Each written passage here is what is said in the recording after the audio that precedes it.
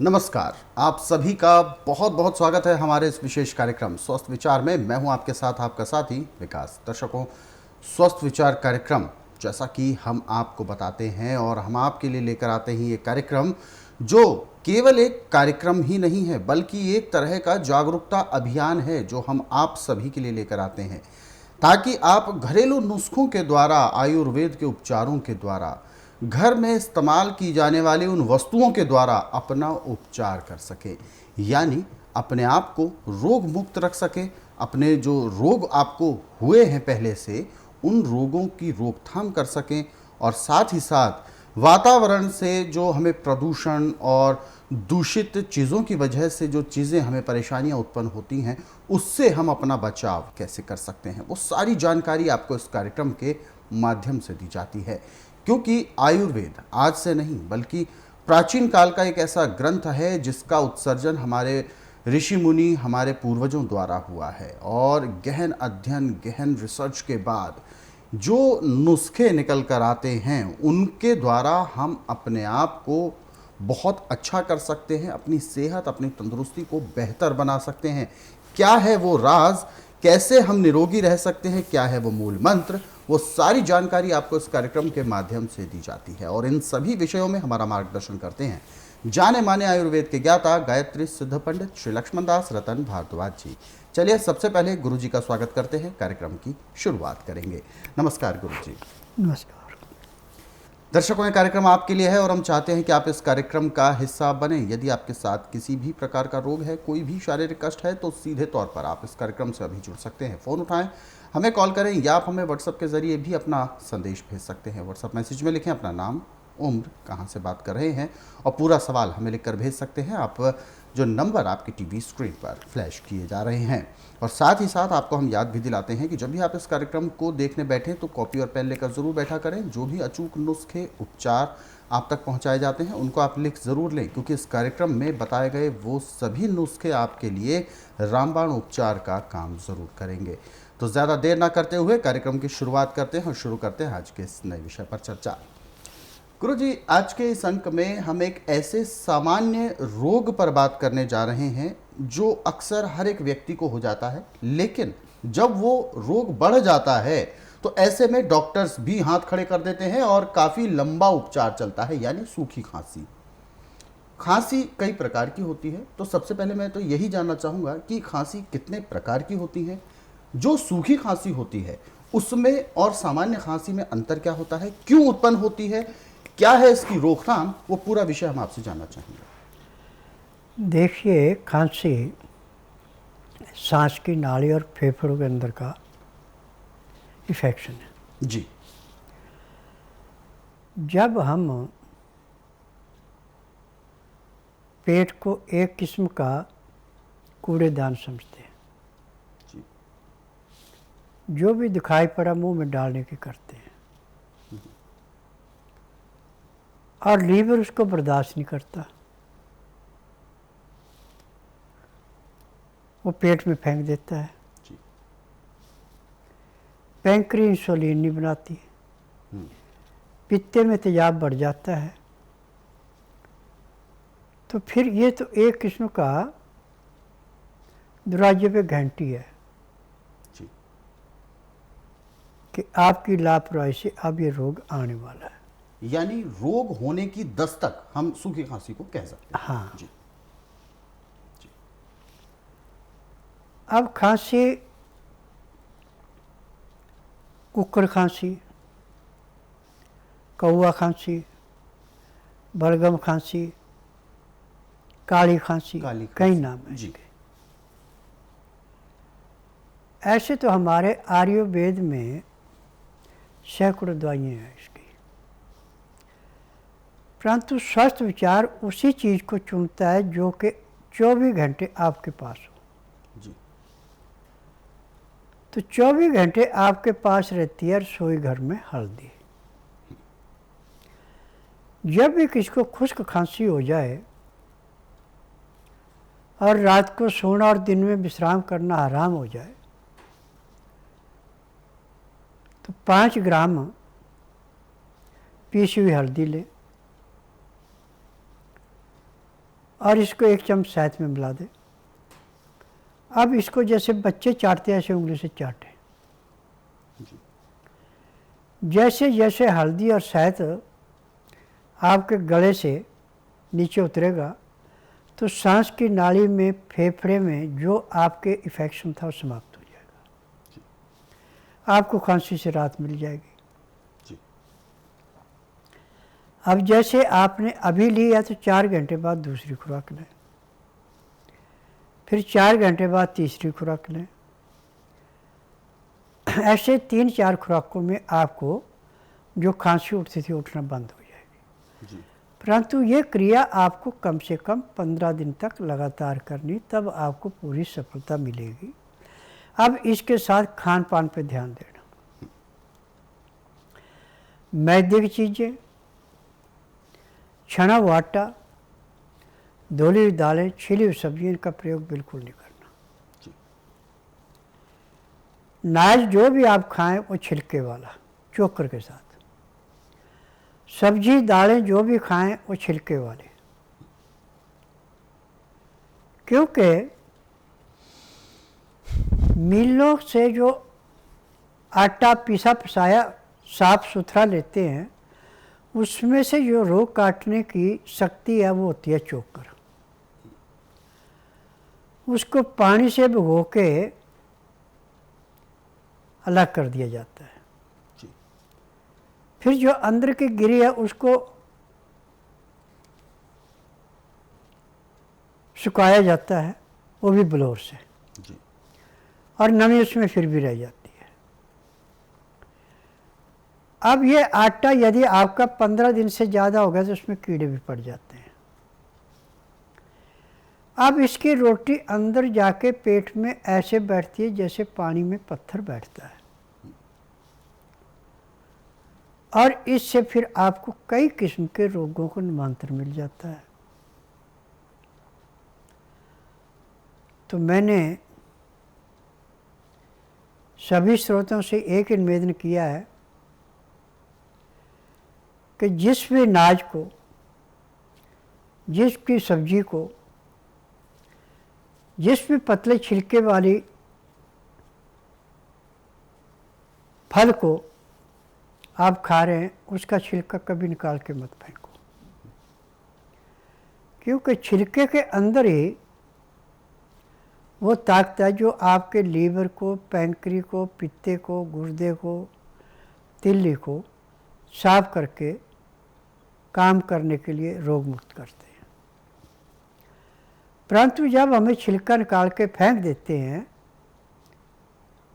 तो फिर हमें रोगों की भरमार लगती है। कई बार मेरे से कईयों ने सवाल किया कि छिलका जो है ये तो पशुओं का खाना है जी। तो फिर मैं उनसे उत्तर देता हूँ कि देखिए, जितनी बीमारी प्राणियों में है इतनी पशुओं में क्यों नहीं है जी। कि जो बेकार चीज़ समझ करके हम पशुओं को खिलाते हैं वो चीज़ उनकी जीवन रक्षा कर रही है। नाजों के छिलके, दालों के छिलके, फलों के छिलके जो नर्म है, ये आपके पैर के तलुए से सिर के बाल तक के हर एक रोग को ऐसे समाप्त करते हैं जैसे जलती अग्नि में पतंगा नष्ट होता है। मेरा नाम मयंक मिंघानी है, मैं मेरठ से हूँ। मुझे एक बीमारी थी जिसका नाम कफ कह सकते हैं हम। मुझे मतलब पिछले 1 साल से ऐसा लग रहा था कि मुझे बहुत कफ है और मुझे कोल्ड भी बहुत जल्दी हो जाता था। एसी में बैठता था तो मुझे मतलब बहुत परेशानी होती थी और बहुत जल्दी जल्दी मुझे कोल्ड, कफ और बुखार जल्दी हो जाता था। तो फिर मैंने एलोपैथिक का इलाज भी करा। एलोपैथिक का मतलब मैंने बहुत सारी मेडिसिन ली। डॉक्टरों ने जैसे हमको बिल्कुल झुलसा दिया था कि मतलब हम कहाँ जाएं, कंफ्यूज, बिल्कुल आदमी जैसे कंफ्यूज होता है ना, वैसे हो गया था मैं। फिर मैंने यूट्यूब पे अपने माता पिता से डिस्कस करा, तो उन्होंने यूट्यूब पे हमने बाबूजी का देखा, स्वच्छ विचार के नाम से। तो इसमें हमने बहुत अच्छी तरह स्टडी करा कि हमको कब जाना चाहिए। तो हम पिछले 1 महीने से हम यहाँ पे आ रहे हैं। तो यहाँ पे इन्होंने हमें अच्छी तरह ट्रीटमेंट करा। पहले मुझे ये कहा गया था कि आप अगर परहेज कर पाएंगे तो ही दवाई लें, अगर नहीं कर पाएंगे तो बिल्कुल ना लें। हमने 15 दिन के लिए परहेज करा, फिर उसके बाद हमको थोड़ा सा फ़ायदा दिखा और फिर हमने 15 दिन की फिर से दवाई ली और आज 1 महीना हो गया है। पिछले 1 महीने से जब से मैंने बाबूजी की दवाई लेना शुरू करी तब से तो मेरे को आज तक बुखार नहीं हुआ है और कोल्ड जो है अभी तक नहीं हुआ मुझे। 1 महीने में कोल्ड कफ बिल्कुल नहीं हुआ है। 1 महीने में मैंने बहुत महसूस करा कि चेंज आया है मेरे में। मेरा नाम राजेश कुमार है और मैं कालका जी दिल्ली से आया हूँ। जब मैं मेडिकल सफदरजंग हॉस्पिटल गया था या दूसरे प्राइवेट, तो उन्होंने मेरे को डायलिसिस के लिए एडवाइस दिया था, लेकिन मेरे को डायलिसिस नहीं कराना था। और बड़े भैया ने मुझे बताया कि बाबा जी हैं यहाँ पे, तो मैंने कहा कि पहले मैं वहाँ जाऊँगा, उसके बाद फिर कुछ और डिसीजन होगा। उसके बाद ये मेरा चौथा राउंड है नब्ज़ दिखाने का और फर्स्ट डे से अगर आप विश्वास करें तो 15 to 20% मेरे को एक्यूप्रेशर से इन्होंने मेरे को चलने लायक बनाया। पहले मैं 10 कदम नहीं चल पाता था क्योंकि ब्रीदिंग नहीं आती थी मेरे को। अभी क्या है कि मैं कम से कम 100 मीटर चल लेता हूँ और ब्रीदिंग में ले रहा हूँ। और मुझे पूरा विश्वास है कि अगर मैं कोऑपरेट करूँगा बाबा जी के इलाज के साथ, क्योंकि इनके साथ साथ मुझे भी इनके साथ चलना है, तो मैं बिल्कुल परफेक्ट हो जाऊँगा। मेरे पैर में स्वेलिंग काफ़ी थी और जो डॉक्टर से उनकी ये एडवाइस थी कि भाई आप हमें 10 स्टेप चल के दिखाओ, तो जो मेरे बस की बात नहीं थी क्योंकि चला ही नहीं जाता था। स्वेलिंग थी इतनी थाइस वगैरह में और नीचे भी। उसके बाद उन्होंने एडवाइस दे दिया था कि भाई आपको डायलिसिस ही होगी। मैंने कहा मैं डायलिसिस नहीं कराऊंगा, सबसे पहले मैं अब भैया की जो एडवाइस है। यूरिन की कोई प्रॉब्लम थी आपको पहले और अब कैसा है? अभी मेरे को यूरिन आ रहा है, कम से कम पूरे दिन में 6-7 बार मैं चला जाता हूँ। पहले यूरिन मेरा कम हो गया था और अब मेरे को यूरिन मैं खुद ब खुद पास करने जाता हूँ। ये मेरा इम्प्रूवमेंट है। जो और किडनी पेशेंट्स हैं इस टाइम डायलिसिस ले रहे हैं या जिनको सजेस्ट किया है डॉक्टर ने किडनी की मतलब कि आप डायलिसिस कराइए, उन पेशेंट्स को क्या सलाह देना चाहेंगे? उन पेशेंट का भरोसा करना चाहिए और एक बार यहाँ ज़रूर आएँ, लेकिन आएँ मजबूती के साथ। ये मैं थोड़ी एडवाइस दूँगा, मजबूती के साथ इन द सेंस कि आप मेडिसिन को बराबर लें। हालांकि कभी कभी गलती हमसे हो जाती है क्योंकि टाइम उसके लिए देना पड़ता है, क्योंकि मेडिसिन इतनी होती है कि हर आधे घंटे के बाद आप उसको लेते रहेंगे, रात तक चलती है। लेकिन जो मेडिसिन इनकी ले लेगा वो ज़िंदगी जी लेगा। फिलहाल आगे बढ़ते हैं कार्यक्रम में और जो दर्शक हमारे साथ जुड़े हुए हैं लाइन पर, आइए उनसे भी बात करते हैं। हेलो जी, नमस्कार, क्या नाम है आपका? मेरा नाम गुरप्री है। कहाँ से बात कर रहे हैं आप? हम यूपी से बात कर रहे हैं। जी, गुरुजी आपको सुन रहे हैं, पूछिए क्या सवाल है आपका, अपना प्रश्न बताइए। सर मेरे ना 2 बच्चे हैं जी। लड़का 25 साल का हो चुका और लड़की 20 साल की है। दोनों बच्चे मेरे बोल नहीं पाते। दोनों ही बच्चों के साथ समस्या है कि वो बोल नहीं पाते। क्या ये जन्मजात है या बाद में हुआ है? ये जन्मजात है और फिर भी उनके छोटे हैं। जी, देखिए मैं नाड़ी वैद्य हूँ, मैं डॉक्टर तो हूँ नहीं। मैं बुधवार की छुट्टी रखता हूँ, गुरुवार से लेकर मंगलवार तक नाड़ी परीक्षण करता हूँ।